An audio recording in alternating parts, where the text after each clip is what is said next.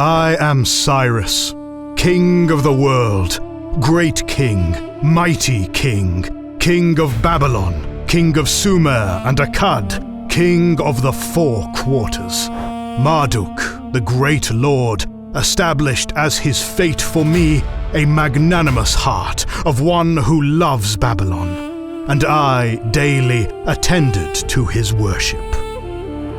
This is perhaps one of the most famous excerpts from the legendary Cyrus Cylinder, a 2,500-year-old barrel-shaped clay artifact discovered during an archaeological excavation in Babylon in 1879. This famous text exalts the greatest of the Achaemenid Persian monarchs, Cyrus the Great, in the name of the local Babylonian god Marduk. Often seen as an early symbol of religious tolerance and an early expression of the concept of human rights, the cylinder has a fascinating history and an even more intriguing reception in the modern world. The truth is, as always, far more complicated than we may initially think. So the question arises, what is the Cyrus Cylinder really about? And what does it tell us about the Achaemenid Persian Empire and its rule in Mesopotamia? What traditions did it draw from? And what sort of religious and administrative policy does it reflect? Welcome to our video on the history and politics of the Cyrus Cylinder, one of the most important inscriptions in world history. This video is sponsored by you. Unfortunately, the YouTube environment is not great right now, with the algorithm being friendlier to drama and react channels and YouTube being permissive of AI slop. We don't do drama and we don't do AI. But thanks to our members and patrons, our channel continues to make 3 public videos per week, with the team intact and going strong. In recognition of their generosity and contributions, members and patrons receive 2 additional exclusive videos each week, and access many other perks. Join them to watch more than 250 exclusive videos covering every era of history. Join them by scanning the QR code on your screen, via the links in the description or pinned comment, or by pressing the join button under the video. The Cyrus Cylinder is an inscription in cuneiform, the script of the Babylonian language, dating to the 6th century BCE. Its form and style, as we'll see later, are very standard for inscriptions from Mesopotamia during this period. So, why has it become so famous? The answers lie in the discovery of the cylinder itself. Back in spring 1879, an Assyrian Christian archaeologist named Hormuzd Rasan was conducting an archaeological dig in Babylon, sponsored by the British Museum, when he discovered an ancient barrel-shaped inscription. This cylinder was sent to the British Museum, where it was realized that it had been commissioned by the Shah himself, King Cyrus the Great of the Achaemenid Persian Empire. The cuneiform script was incomplete in the first years after its discovery. The Yale University Museum acquired some pieces that completed the text, and were later reunited with the rest of the inscription. The cylinder remains at the British Museum and continues to be studied by scholars from various disciplines. The fame of the cylinder exploded in the 20th century as it became a major topic of political and cultural conversations. The artifact was displayed at the British Museum, though it was also loaned to a few other places. The most important loaned location was Iran, where it went twice.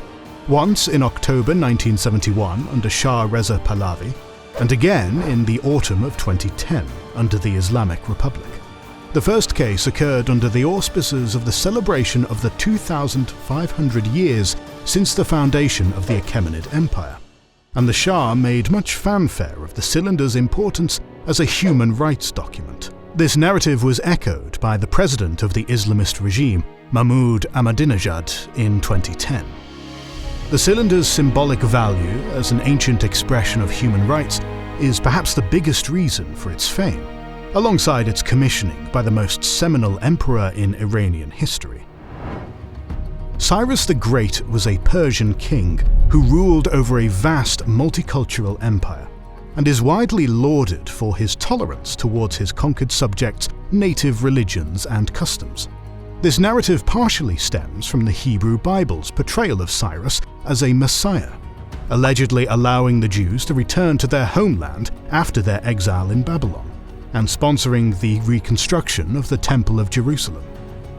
These events are connected to the Cyrus Cylinder, and we'll return to it later.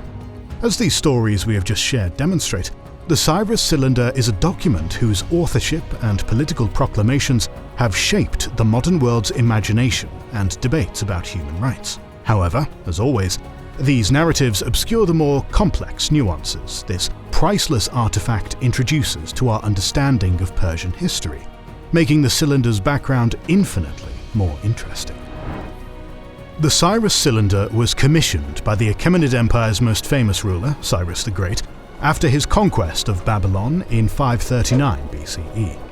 The last ruler of Babylon to face the might of Iran's armies was Nabonidus, who appears to have been a usurper, a fact that will become important down the line, as it may explain some of the content of Cyrus's cylinder. According to the Greek historian Herodotus, the Persians had launched a massive invasion force of up to 70,000 troops. They had already smashed the Neo-Babylonian Empire's armies in the Battle of Opis. As the Achaemenids were on the march, Nabonidus appears to have collected the statues of the gods of other Babylonian cities and brought them to Babylon. He did this because, for the ancient peoples of modern-day Iraq, the statues of each city's patron deity were essentially incarnations of the deity itself, and Nabonidus needed all the supernatural power he could find. After a long siege, the city fell, and Nabonidus disappeared from history. Some sources claim he was killed by Cyrus's commander, Gabirus, while others claim that he was simply sent to be a regional governor.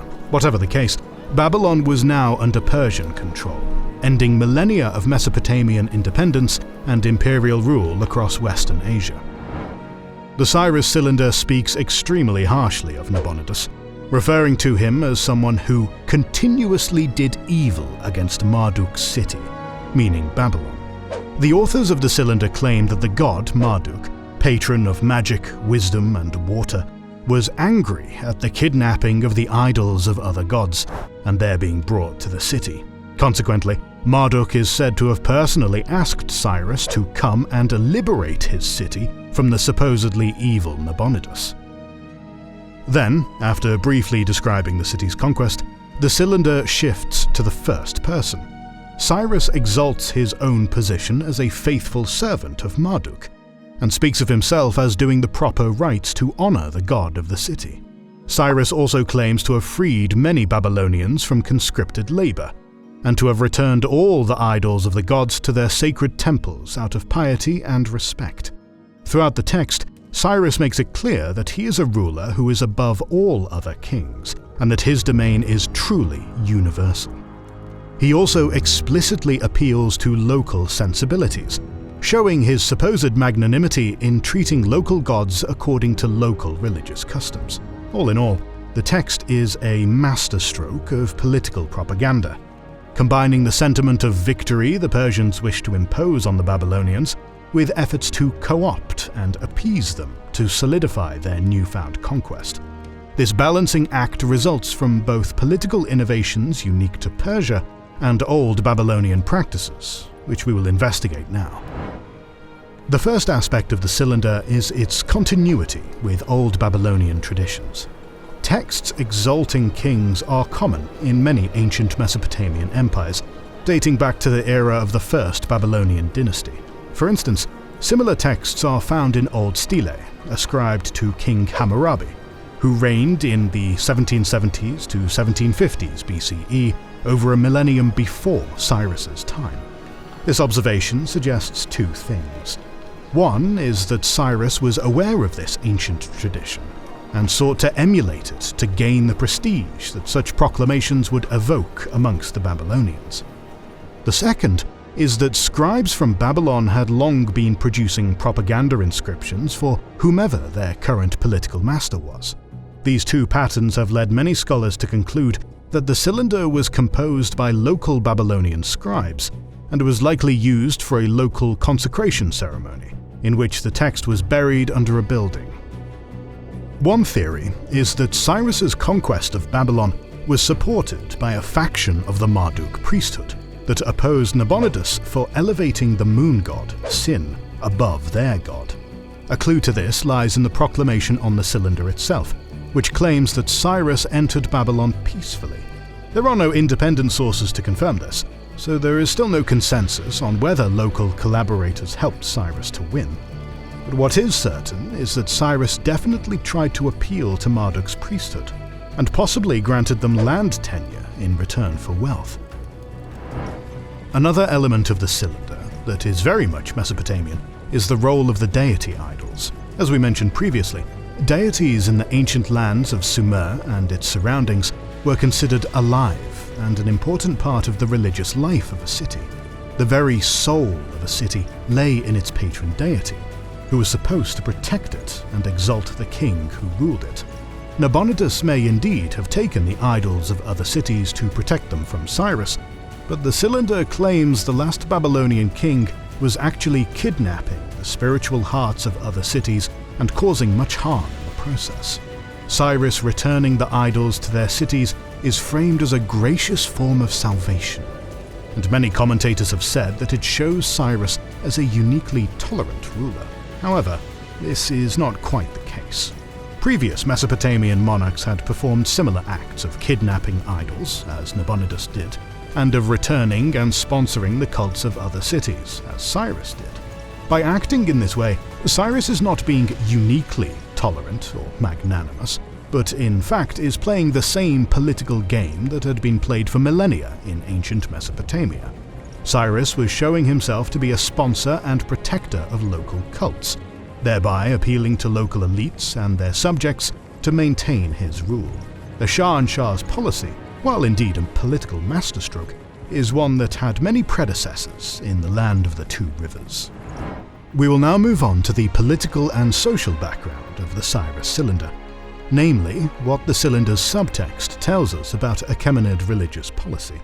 This topic is deeply interesting because of the long-standing view of the Achaemenids as uniquely tolerant and lenient in their management of local affairs. This view has been challenged by scholars like Amelie Kurt, who mentions that the Achaemenids did interfere in local politics by installing their favoured officials from a region to rule alongside Persian officials. Evidence of this is potentially seen in the text of the cylinder itself, as it mentions the release of many Babylonians from corvée labour. Some scholars have suggested that this may suggest a form of land redistribution that occurred in the city of Babylon. It appears that the Persian local officials installed in the region managed the land previously owned by the king, and gave it to local temple elites to increase their economic power. It also appears that many priests were previously supposed to do corvée labour for the king on royal land. In an attempt to gain the favour of these ill-treated priests, Cyrus simply granted them immunity from conscription in the future. In doing this, the King of Kings was changing the political economy of Babylon. He used previously royal land and distributed parts of it to local elites to make them loyal to the new regime. This Persian innovation in terms of co-opting officials from conquered lands occurred in various ways throughout the empire. There is another aspect of Achaemenid politics that is loud in its absence in the Cyrus Cylinder: the personal religion of Cyrus himself. It is reasonable to assume that Cyrus the Great, like all Achaemenid rulers before and after him, was personally a follower of a form of Zoroastrianism. This is the original pre-Islamic religion of Iran, focused around the eternal battle between the good god Ahura Mazda and the evil god Angra Mainyu. We are not sure whether the Zoroastrianism that survives today is the same as the one that Cyrus may have worshipped, but what is certain is that he did not try to impose the religion upon the Babylonians. This was not unique to the Achaemenids. In fact, scholars have shown that earlier Mesopotamian dynasties, such as the Assyrians, also, to some extent, practiced restraint in compelling others to believe in their gods. However, the Assyrians who reigned before the Neo-Babylonians in the 9th century BCE did have the idea that their patron god, Ashur, was above all others. What is unique in the Achaemenid case is that Cyrus fully embraced the local cults. The cylinder makes no mention of Ahura Mazda, but says that Cyrus restored and rebuilt the temples of the local gods. The evocation of divine justice through Marduk shows that Cyrus was willing to use local cults and, indeed, to sponsor local infrastructure in good faith projects to integrate a new province into his empire. The faith of Ahura Mazda was a matter solely for the Iranian court, not for the subjects of each province, a pragmatic move that enabled the Achaemenid strength. There is one last and unexpected aspect of the Cyrus Cylinder that we will discuss today: its aforementioned connection to Judaism. This unexpected discussion occurs because the fall of Babylon coincides with the end of the Babylonian exile to which the Jewish elite had been subjected to when the kingdom of Judah was conquered by the Babylonians in 597 BCE. Jewish sources, like the Book of Ezra, call Cyrus a messiah for ordering the return of the Jews to Palestine and for issuing the reconstruction of the Jewish temple in Jerusalem, which the Neo-Babylonians had destroyed. Biblical scholars have been intrigued by the Cyrus Cylinder due to the following passage in its text. "I returned the images of the gods who had resided there in Babylon to their places, and I let them dwell in eternal abodes. I gathered all their inhabitants and returned to them their dwellings." This section might suggest that the Jewish elite were among the people allowed to return to their places of origin. However, the truth appears to be far more complicated. We have no evidence, outside of biblical sources, that Cyrus explicitly said that the Jews could return to their homes. In fact, it appears he lifted the deportation bans the Babylonians had issued. Moreover, there are no independent sources that confirm that Cyrus sponsored the reconstruction of the Jewish temple. Knowing this, what explains the favorable view of Cyrus in the Hebrew Bible? The answer may lie in the policies that the Cylinder espouses. The reconstruction of temples in Babylon and the imposition of friendly local elites was part and parcel of Achaemenid religious policies. Thus, the authors of books like the Book of Ezra and of other Hebrew texts like the Book of Chronicles, all of which exalt Cyrus, likely come from these elite circles. The benefits they derived from collaborating with the Persians is the most probable reason for exalting the King of Kings. Thus, rather than a sign of Achaemenid tolerance or deference towards Judaism, the answer to the connection between the Cyrus Cylinder and the Hebrew Bible is more mundane and political. The success of Persian religious pragmatism, evident in the Cyrus Cylinder itself, impacted the Hebrew Bible and its authors, shaping both Jewish and Persian history in extremely profound ways. As we have observed, the Cyrus Cylinder is a far more complicated document than our standard narratives would have us believe. In many ways, it is a very formulaic Mesopotamian text in its composition. In others, it is in line with Achaemenid religious policy, with its localization, co-optation, and collaboration with local cults. It is also indicative of the human side of a man, as Abrahamic and Zoroastrian texts have exalted it to no end. But this is perhaps the most important lesson of the Cyrus Cylinder, that Cyrus's statesmanship converged all these traditions. Cyrus used the formulae of Hammurabi and evoked Marduk, while entrenching the power of Persia using his astute political skills. These traditions, the Mesopotamian and the Iranian, merged to produce an innovative and pragmatic universal empire that included all who acquiesced to his vision. Both a pragmatist and a visionary, Cyrus built a powerful empire, whose ideals are shown in the Cylinder's prayer. "May all the gods whom I settled in their sacred centers ask daily of Bel and Nabu that my days be long, and may they intercede for my welfare. May they say to Marduk, my lord, as for Cyrus, the king who reveres you, and Cambyses, his son." More videos on the ancient world and its mysteries are on the way, so make sure you are subscribed and have pressed the bell button. Please consider liking, subscribing, commenting and sharing. It helps immensely. Our patrons and YouTube members can watch more than 200 exclusive videos. Join their ranks via the link in the description or by pressing the join button under the video. To watch these weekly videos, learn about our schedule, get early access to our videos, access our private Discord, and much more.